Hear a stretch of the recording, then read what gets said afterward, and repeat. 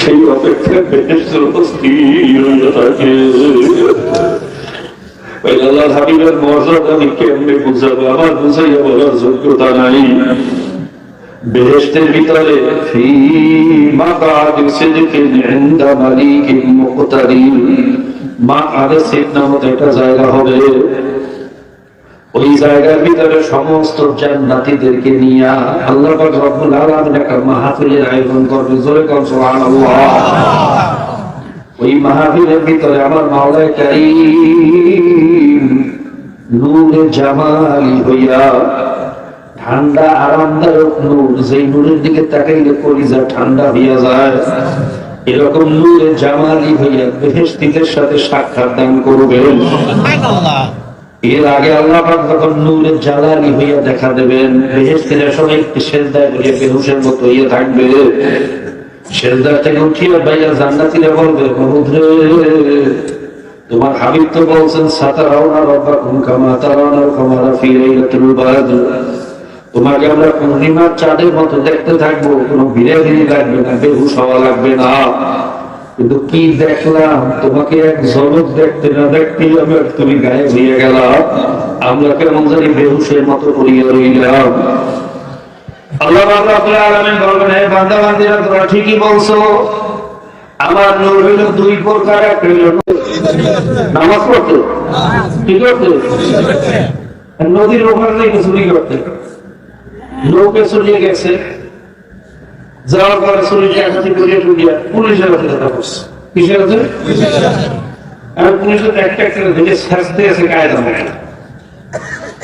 ছেঁচা দেখতে দেখতে আইসে মাঝি গেছে, মাঝি কয় ছাড়, আমার তো দোষ না, দোষ হইল বড় ডাকাতি করে, আমি তুমি নৌকো হই, আমার দোষ মাঝির কোনো দোষ নেই।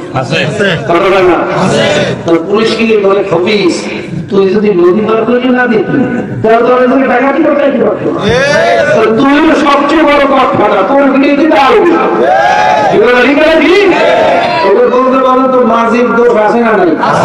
ধরে বল সরকার ইনভেস্ট করে, ঠিক নেই সরকার কি করবে, কিন্তু বইরে বইয়া নদী মার করিয়ে দেয় এরা। এই আইন পাস করার জন্য বলে আমি ডেমোক্রেসি বাস্তবায়ন করবো, সেকুলারিজম বাস্তবায়ন করবো, আমি মাও সুদনের আদর্শ বাস্তবায়ন করবো, লেনিনের আদর্শ বাস্তবায়ন করবো, অমুক তন্ত্রমন্ত্র অমুক ব্যক্তির আদর্শ বাস্তবায়ন করবো। যদি কোনো মুসলমানের সন্তান কোনো মানব রচিত আদর্শ বাস্তবায়নের চেষ্টা করে, তার ইমান থাকে না, থাকে না। সরকার করছে, সরকারের দোষ, আমাদের কোনো দোষ নেই। এবার বলতে বলেন তো, যদি কুফরি আইন পাশ করেন না, কোনো সংগঠন, কোনো দল, কোন নেতাকে যদি আপনি সমর্থন করেন না, সহযোগিতা করেন, আর কিয়ামত পর্যন্ত যদি আপনি নামাজ পড়েন না, তাহাজ্জুদ করেন, এই নামাজ কোনো কাজে লাগবে? এই দোষ করছে।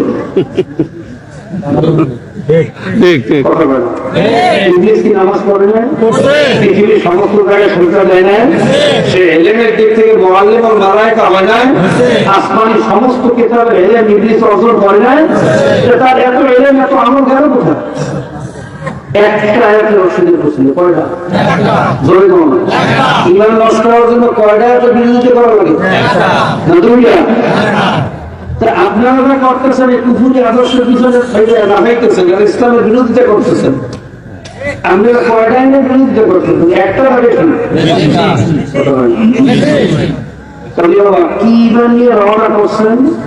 এই ইমান আর এই মুসলমানি মাওলার দরবারে কাজে লাগবে কিনা বুঝিয়ে শুনলে তারপর মাওলা করবে। আল্লাহ তুমি আমাদেরকে খাঁটি মুমিন হওয়ার তৌফিক দিয়ে দাও। ভাইয়া এই যে কথাগুলো বললাম, অনেক তো রাগ হইছে, আপনারা রাগন না, কিন্তু ঠিকই যাদের রাগনের কথাটা ঠিকই রাগছে, এই কথা ঠিক না? আমি জানি আর হক মরুর হক কথা তিনটা, হক কথা কি? কিন্তু সাথে তো আমি ভাবতে শয়তান রাখা আছে। বাবা, কোন ব্যক্তির খুশির জন্য যদি হক কথা চুপড়ে খাওয়া হয়, হক কথাকে গোপন করা হয়, তাকে আল্লাহ রাসূলের ভাষা অনুযায়ী সেগুলো গোমরা শয়তান। বোমা শয়তান। আর এই গোমরা শয়তানকে জিদ্দা কিয়ামতের ময়দানে জাহান্নামে কেসে দিয়ে রাখবে। তাহলে আপনারা আমার উপর রাগ হইতে পারেন, হক কথা গোপন করা যাবে যাবে? আমাদের দায়িত্ব বলিয়ে যাওয়া, মানা না মানা আপনার দায়িত্ব। আপনাকে চারটে যদি কিনে গুতাইয়ে বানানো আমাদের দায়িত্ব না। কথা হয় না? হক কথা বললেও যদি আমি টাকা নিয়ে যাবে তাহলে ইমানের ইসলামের জবাবটা দেবো কেন? ভাই আপনি গ্রহণ করেন আর না করেন, মানেন আর না মানেন, আপনি বলবেন আমরা আল্লাহ বুঝবেন, আমাদের দায়িত্ব হক কথা বলা না। এরপরেও বলছি বাবা, আমাদের কথাগুলো যদি ইসলাম বিরোধী হয়ে থাকে, কোরআন হাদিস বিরোধী হয়ে থাকে, আল্লাহ এবং আল্লাহ রাসূলের মর্জির বিরুদ্ধে হয়ে থাকে, এই মাহফিলের পরেই আমরা সবাই জুতো বাজি না, আমার কোনো ধর্ম। আর এই কথাগুলো একমাত্র দ্বীনের মহব্বত, ইসলামের মহব্বত, আল্লাহ রাসূলের মহব্বত বলিয়ে থাকি, পায়ে হাত দিয়ে বলিয়ে আমার বাবা আপনিও কবরে যাবেন, আমিও কবরে যাব। কি নিয়ে কবরে রওনা করবো? এই মুসলমানি, এই ইসলাম আল্লাহর দরবারে কোনো কাজে লাগবে কিনা বুঝিয়া শুনিয়া হিসাব নিকাশ মিলিয়ে তারপর আমার কবরে যাবে। কারণ আমার কবর কিন্তু ভয়ানক জায়গা। আল্লাহ নবী আলাইহিস সালাতু ওয়াস সালাম তার মেয়ে ফাতেমা রাদিয়াল্লাহু তাআলা আনহাকে নসিহত করতেছেন। কি নসিহত? ইয়া ফাতেমা তুনকিজি নাফসাকি মিনান নার,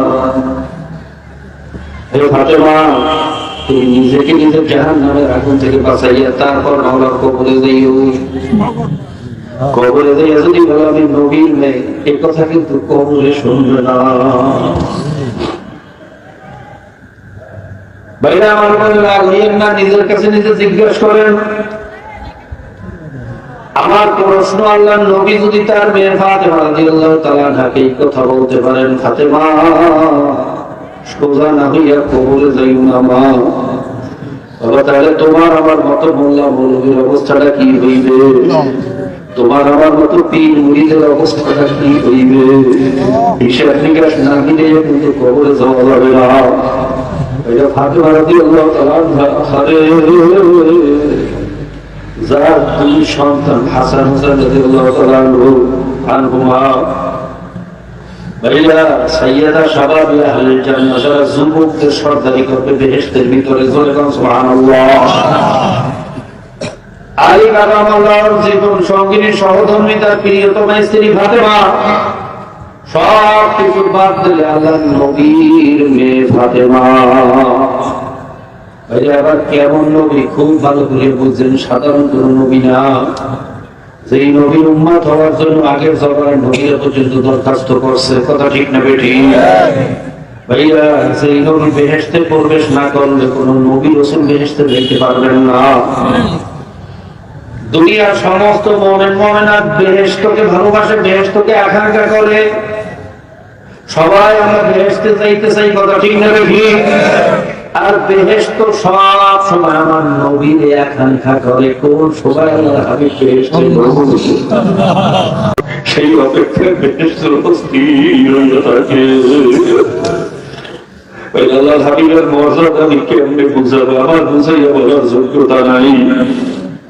বেহেশতের ভিতরে ফি মাকাদি সিদকিন ইনদা মালিকিন মুকতাদির, মাআরিসিন নামক একটা জায়গা হবে। ওই জায়গার ভিতরে সমস্ত জান্নাতীদেরকে নিয়ে আল্লাহ পাক রব্বুল আলামিন একটা মাহফিলের আয়োজন করবে, জোরে বলুন সুবহানাল্লাহ। ওই মাহফিলের ভিতরে আমার মাওলা কারীম নূরে জামালি হইয়া, ঠান্ডা আরামদায়ক নূর, যেই নূরের দিকে তাকাইলে কলিজা ঠান্ডা হইয়া যায়, এরকম নূরে জামালি হইয়া বেহেশতীদের সাথে সাক্ষাৎ দান করবেন। এর আগে আল্লাহ পাক যখন নূরে জালালি হইয়া দেখা দেবেন, বেহেশতীরা সবাই সেজদায় বসে বেহুশের মতো হইয়া থাকবে। সেজদা থেকে উঠিয়া ভাইয়া জান্নাতীরা বলবে, মহুদরে তোমার হাবিব তো বলছেন সাতারাউনা রাব্বাকুম কামা তারাউনাল কামারা ফি লাইলাতিল বাদর, তোমাকে আমরা পূর্ণিমার চাঁদের মতো দেখতে থাকবো, কোনো বিরাবিরি লাগবে না, বেহুশ হওয়া লাগবে না। কিন্তু কি দেখলাম, তোমাকে এক ঝলক দেখতে না দেখতেই আমার তুমি গায়ে হয়ে গেল, আমরা কেমন জানি বেহুশের মতো করিয়া রইলাম। আল্লাহ রাব্বুল আলামিন বলবেন, হে বান্দা বান্দীরা তোমরা ঠিকই বলছো, আমার নূর হইল দুই প্রকার, একটা হইল নূরে জালালি, একটা হইল নূরে জামালি। একটা হলো গরম রোদ আর একটা হলো ঠান্ডা রোদ। একটা প্রকাশ করছে সূর্যের মাধ্যমে, একটা প্রকাশ করছে চন্দ্রের মাধ্যমে। আমার নূরের জ্বালানি সহ্য করার মতো ক্ষমতা কোনো মানুষের নাই। আর এবার তোদেরকে আমি নূরের জামানি হয়ে দেখা দেব। এই কথা বললাম মাকাদের সিদ্ধম জায়গার ভিতরে সমস্ত বেহেশতীদেরকে নিয়ে আল্লাহ রব্বুল আলামিন একটা বিশাল মাহফিলের আয়োজন করবেন। ওই মাহফিলের ভিতরে একটা বিশাল স্টেজ থাকবে। 1 লক্ষ বা 2 লক্ষ 24,000 পয়গাম্বর স্টেজের ভিতরে বিশিষ্ট মেহমান হিসেবে উপস্থিত থাকবেন। সুবহানাল্লাহ। স্টেজের ভিতরে চেয়ার থাকবে মাত্র 2টা। একটা হলো সভাপতির জন্য আর একটা হলো প্রধান অতিথির জন্য। সভাপতিত্ব করবে আমার মাওলা লা ইলাহা ইল্লাল্লাহ, আর প্রধান অতিথি হইবে মুহাম্মাদুর রাসূলুল্লাহ। সুবহানাল্লাহ। বাইরে মজলিসটা মাওলা কত সুন্দরভাবে শুরু করছে পড়বেন।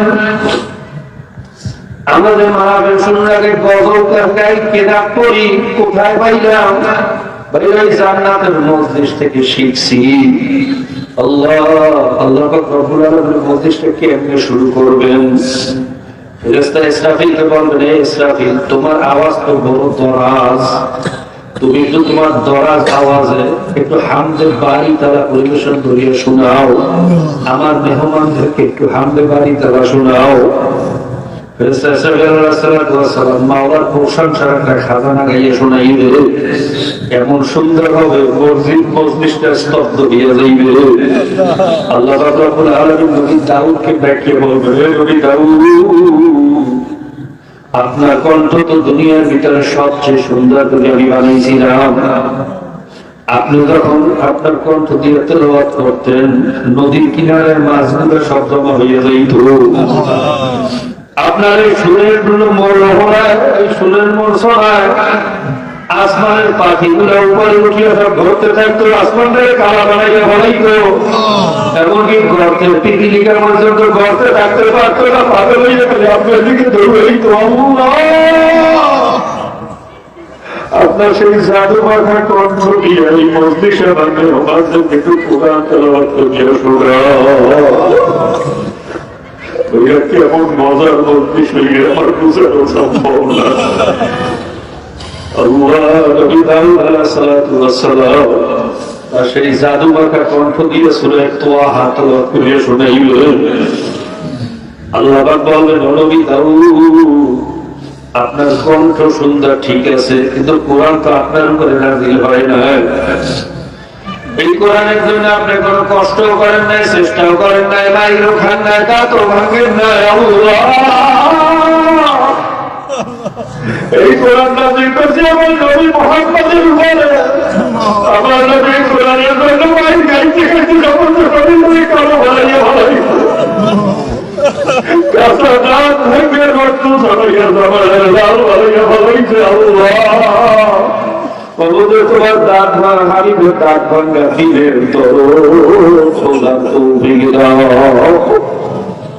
নবী মুহাম্মদ, আপনার দরদ মাখা কণ্ঠ দিয়ে আজকে একটু কোরআন তেলাওয়াত করে শোনা। আপনার কণ্ঠে কোরআন যত মজা লাগবে আর কারো কণ্ঠে লাগবে না। আল্লাহ তুমি আমাদেরকে মজলিসের জন্য কবুল করিয়া নাও।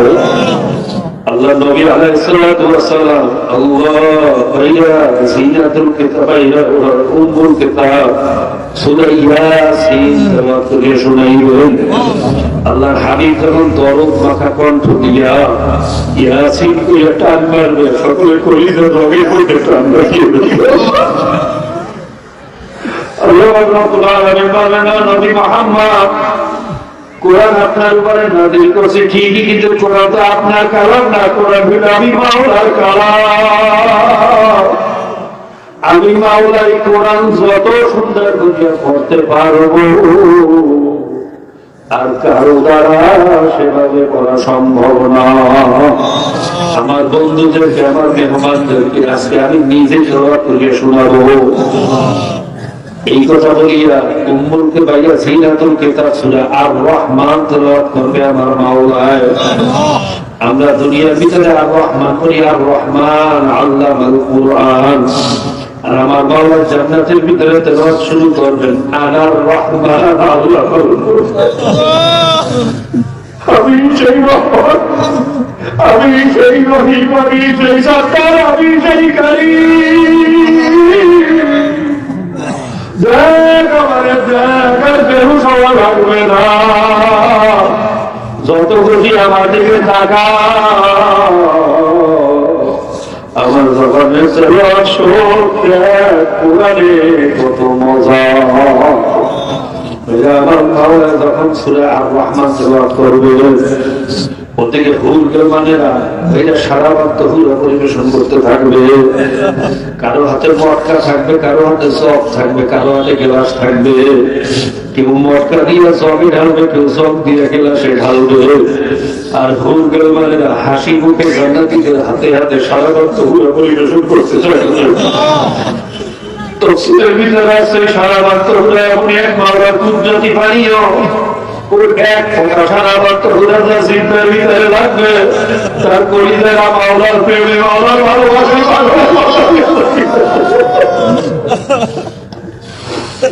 আল্লাহ তুমি আমাদের সেই কম্পিটিশন কবুল করিয়ে দাও, একটা মানুষকে মাহরুম করিও না রে মাওলা। আল্লাহ আমাদেরকে তুমি মাহরুম করিও না।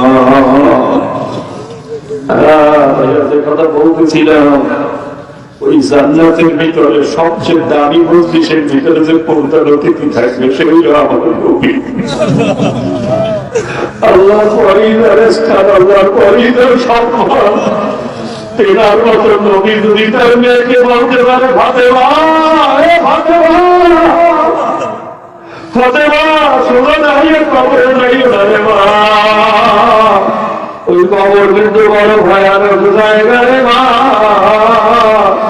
ওখানে কার মেয়ে, কার মা, কার স্ত্রী এই সমস্ত পরিচয় চলবে না। ওখানে শুধু দেখবে ইমান আর আমল ঠিক আছে কিনা। মা সোজা দাঁড়িয়ে কবরে যাইও না রে মা, কবর কিন্তু বড় ভয়ানক জায়গা। সাথী বাবা, যদি আল্লাহ নবী তার মেয়েকে কথা বলতে পারেন, তা তোমার তোমার অবস্থাটা কি? কোন চিন্তা আছো? কি দিয়ে সারা বুদ্ধিমানি ছাড়ো, সারা কি ছাড়ো, টাকা কুড়ি ছাড়ো, বলার গোলাম হয়ে কবরে কবরে বাবা। এই বুদ্ধিমানি ছাড়া কি চক্ষু বন্ধা করা সঙ্গে সঙ্গে শেষ হয়ে যাইবে। কবরে কিন্তু কোনো চালাকি বুদ্ধিমানিতে কাজ হবে না। কাজী বাবা, প্রত্যেকের জন্য দোয়া করেন, আমার জন্য দোয়া করেন। আমার মাওলা যেন অন্তত ঈমানটা ঠিক রেখে কবরে যাওয়ার তো যদি ঈমান ঠিক থাকে, করার পরে একদিন একদিন জান্নাতে যাওয়ার আশা আছে। আর যদি কপাল ভালো হইয়া যায়, কোনো না কোনো আল্লাহ অনেক সুপারিশেও জান্নাতের ভয় করিয়া যেতে পারে। কিন্তু খোদার কাছে বাবা ঈমানের ভিতরে যদি ত্রুটি থাকে, মনে রাখবে নূহ আলাইহিস সালাম তার ছেলে ফিরআউনকে কিন্তু জান্নাতে নিতে পারবে না। ইব্রাহিম আলাইহিস সালাম তার বাবা আজর কুমারকে নবী হইলেও বাবারও জান্নাতে নিতে পারবে না। আল্লাহ নবী তার আপসা সাহাবাকে জান্নাতে নিতে পারবে না রে বাবা। যদি ঈমানটা ঠিক রাখি, ঈমানটা ঠিক রাখি, ঈমানটা ঠিক রাখি রে বাবা। প্রত্যেকের একটু তেল ফেলে দোয়া করেন, মাওলা যেন আমাদেরকে থাকি পাবে হওয়ার তৌফিক দিয়া দেয়। আল্লাহ যেন তার গোলাম না বানাইয়া কবরে ডাকে না, তার হাবিবের অতি উম্মত হিসাবে কবুল না করিয়া যেন মওলাত আসে না। তেল ফেলে একটু দোয়া করেন, আমার জন্য দোয়া করেন, আমিও দোয়া করি। আল্লাহুম্মা আমিন। আল্লাহ কি বলছি, কি বুঝাইছি, তোমার বান্দা বান্দিরা কি বলছে জানি না। আল্লাহ যেভাবে আলোচনা করার দরকার সেই যোগ্যতা তো আমার নাই। আল্লাহ তোমার বান্দারা তো আশা করি এখানে আসছে, আমাদের অযোগ্যতার কারণে তোমার বান্দাদেরকে হারম করিও না। তোমার কুদরতি হাতে কোনো আলমের হাতে না, তোমার কুদরতি হাত দিয়া, তোমার দয়া দিয়া, মায়া দিয়া আমার সবাইকে হেদায়েত দান করিয়া দাও। তোমার ভালোবাসা দিয়া, মহাব্বত দিয়া আমাদেরকে তুমি কবুল করিয়া দাও। তুই করে চোখের পানি ফালাইয়া নিজের গুনার কথা মনে করিয়া মালিকের দরবারে ভালো করে কান্দে মাপ চা। যদি কান্না নাও আসে, কান্নার জন্য চেষ্টা করেন, ভান ধরেন, বাহানা করে। হাদিসের ভিতরে আসছে তোমরা কান্দো কান্দো, কান্না না আসবে, কান্নার একটু ভান করো। বুকটারে ভেঙে চলিয়া মাথা ধরে নত করে একটু কান্নার জন্য চেষ্টা করো, বাহানা করো, ভান ধরো। দেখবে একসময় আল্লাহর ভদ্র করলে চক্ষু দিয়ে পানি চলিয়ে আসবে। আর যদি মাওলার ভয়ে, মাওলার মহাব্বতে চক্ষু দিয়ে কেউ পানি বাহির করতে পারে,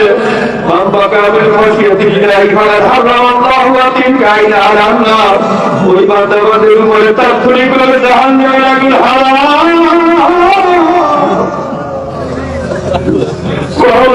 মাওলার ভাবিয়ে তো যাদের চোখে পানি আছে, মাওলার চক্ষু জাহান্নামে জ্বালাইতে পারবে না।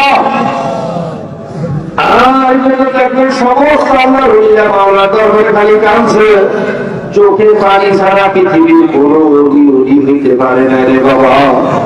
বাবা চরণ আল্লাহ কুতুব চরণের জমিনে শুয়ে রয়েছে, এরকম কাঁদতে পারো তবে বড় ফিরে যাচ্ছে। আম্মাজান বলতে হঠাৎ রাত্রবেলা সন্তানকে যেন কুনকুন কুনকুন করে কান্দে।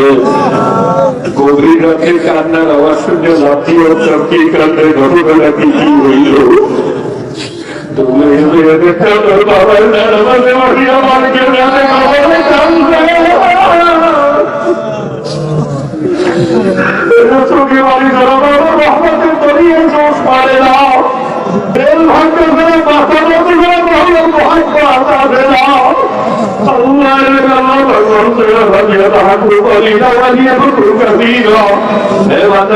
কম কম হাসার বেশি বেশি কান্না বড় আমার কাছে ভালো লাগে।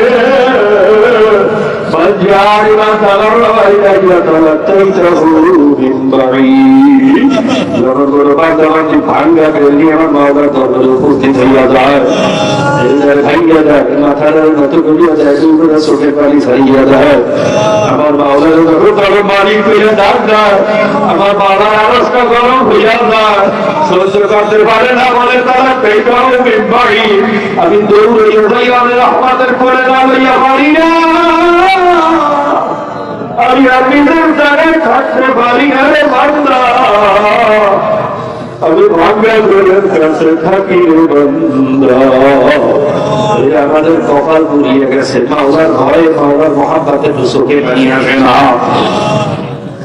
আজকে দুনিয়ার মহাব্বতে, টাকা পয়সার মহাব্বতে গরু ছাগল মরিয়ে গেলে যদি মানুষ কাঁদতে পারে, নেতায় ধাবার থেকে যদি ভয়ে মানুষ কাঁদতে পারে, বাবার ধাবার গেলে যদি সন্তান কাঁদতে পারে, পুলিশের ভয়ে যদি আসামি কাঁদতে পারে, এ কপাল পড়ে আমার মাওলা কি এত ছোট হয়ে গেছে? কপাল পড়ে আমার মাওলা কি দুনিয়ার পুলিশের চেয়েও ছোট? আমার মাওলার মহাত্মা কি গরুর চেয়েও গরু হয়ে গেল নাকি রে বাবা? দুনিয়ার মাওলার মহাত্মা যদি কলিজা বলতে পারে, চোখে বাড়ি আসতে পারে, দুনিয়ার মানুষের ভয়ে যদি চোখে বাড়ি আসতে পারে, আমার মাওলার ভয়, মাওলার মহাব্বতে কেন চোখে বাড়ি আসতে পারে না?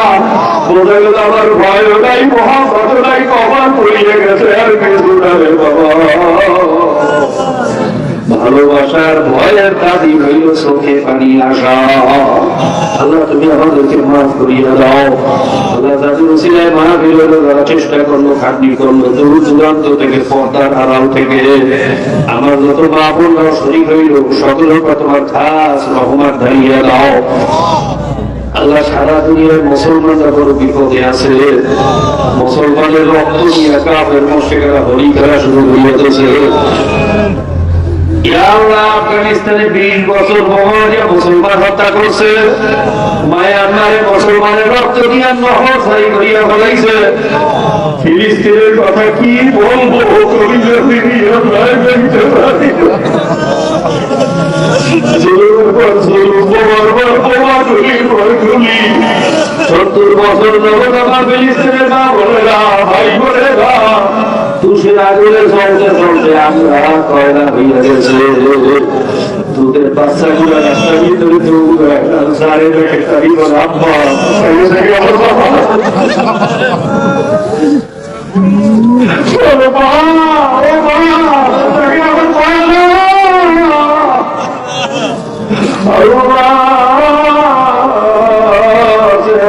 তাকানো যায় না, পেটে খাদ্য না, শরীরের ভিতরে জখম চিকিৎসা নাই, চেহারা বিধ্বস্ত আমাদের। এই কষ্ট কেমন সহ্য করে আমাদের কলিজা ছিড়িয়ে যায়, সহিতে পারি না। আমাদের শক্তি নেই, তুমি দয়া করিয়া কবুল করিয়া দাও। আমার ভাই বোনদেরকে সকল জালেমদের জুলুম থেকে হেফাজত করো। আর ওই জালেম ইহুদিবাদী জায়েমবাদী দাজ্জালের পূজারী কপাল পোড়া এবং ওদের দোসরদেরকে হয়তো হেদায়েত করে, নয়তো ধ্বংস করিয়া দাও। কপালে হেদায়েত থাকলে হেদায়েত দাও, হেদায়েত না থাকলে ধ্বংস করিয়া দাও। اللهم إنا نجعلك في نحورهم ونعوذ بك من شرور مقاصد الله على عنقهم أعداءك وأعداء الدين. اهدهم وإن لم يكن فأهلي، اهدهم وإن لم يكن فأهلي. আল্লাহ সারা দুনিয়ার কাফের মুশরিকদেরকে তুমি হেদায়েত নসিব করো। যদি হেদায়েত নসিবে না থাকে কপাল পোড়াদেরকে ধ্বংস করিয়া দাও। হেদায়েত নসিবে না থাকে ওদেরকে তুমি ধ্বংস করিয়া দাও। রব্বির হামহুমা কামা রাব্বায়ানি সগীরা। আল্লাহ বিশেষ করে এই মসজিদে জানি না কার বাবা মা দুনিয়াতে নাই, আমার মতো মাও নাই বাবাও নাই। আল্লাহ দোয়া করলাম বাপ মা দাদা দাদু নানা নানি ভাই বোনদের স্ত্রী পুত্র পরিজন উস্তাদ সাহেবের প্রিয়জন আত্মীয় স্বজন যত প্রিয়জনেরা কবরে শুয়ে আমাদের দিকে চাইয়ে থাকে, আমরা দোয়া করলাম তাদেরকে তুমি মাফ করিয়া দাও, ওটা জান্নাতের বাগিচা বানাইয়া দাও। আল্লাহ আমাদের ফ্যামিলির পলাশের মা আজকে সন্তান মারা গেছে, তাকে তুমি মাফ করিয়া দাও। لشيخنا ولمشايخنا ولأستاذنا ولأحبابنا رضي الله حق علينا جميع المؤمنين والمؤمنات والمسلمين والمسلمات وصلى الله تعالى على خير خلقه محمد وآله وأصحابه أجمعين. سلام على المرسلين الحمد لله رب العالمين. চলে বসেন, করছেন না দোয়া করতে হবে, ভালো মুসিবতের জন্য দোয়া হবে। তার আগে আমরা প্রত্যেকের গায়ের সাথে গায়ে হাত লাগিয়ে দরখাস্ত তওবা করি। তওবার মধ্যে নিয়ত করব আল্লাহ রাব্বুল আলামিন এই মজলিসে যারা তওবা পছন্দ করেন তার জন্য